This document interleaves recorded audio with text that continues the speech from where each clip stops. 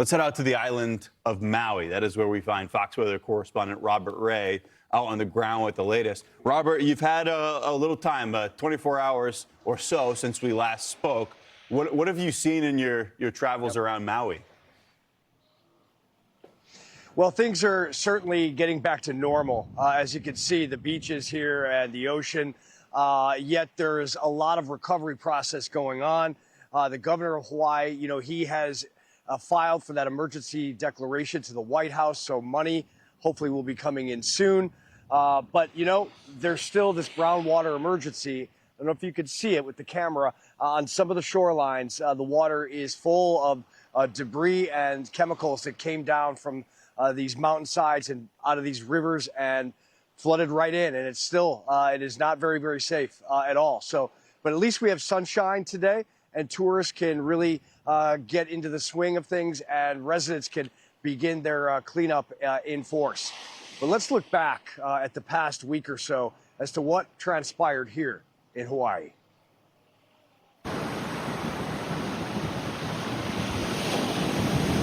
The beauty of the Hawaiian Islands, mesmerizing and captivating.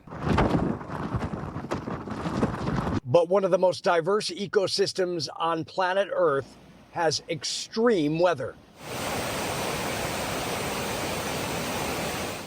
And two Kona lows, packing winds over 60 miles per hour and dumping historic rain. In some areas, an entire year's worth in just a few days. The water come up really fast, and we can do nothing, just get out of the house and leave. All you see is mud all over the place, inside the house, and outside is all muddy and disaster.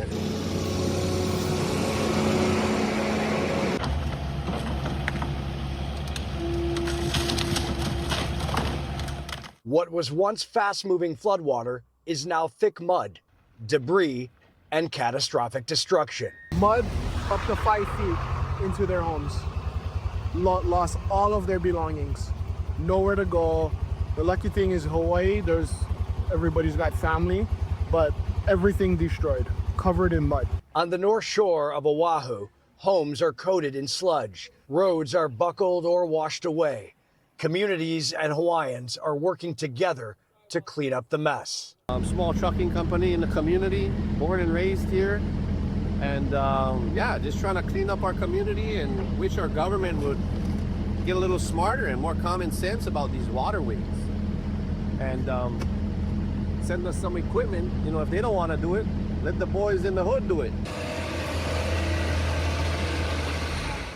Heavy machinery runs the roads. Dust blows through the streets. Officials and residents are assessing structural damage, and they say it could take days, if not weeks, before some areas are fully accessible again. Meanwhile, isolated heavy rains continue to come in, inundating roadways with feet of water and creating dangerous driving conditions. Waterfalls rushing down mountainsides because of heavy rains. Now you see these debris fields here on the shorelines of Maui with all of the sticks and wood and the broken roadway. And on top of that, there's an odor, and that's death. There are animals that got caught in the floodwaters and they got pushed into the Pacific Ocean. And officials here in Maui are warning locals and tourists that there are tiger sharks here on the shoreline feeding on those animals. On top of that, a brown water emergency, and that's from chemicals and debris that have made their way off of the mountains, creating mudslides and giving the look of, quite literally, brown water.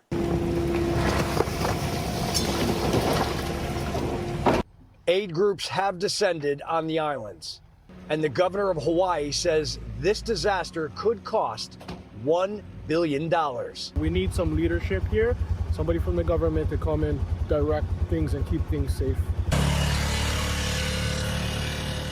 And after days of frustration from locals, the Hawaiian government has officially filed with the White House an emergency document asking for federal funds.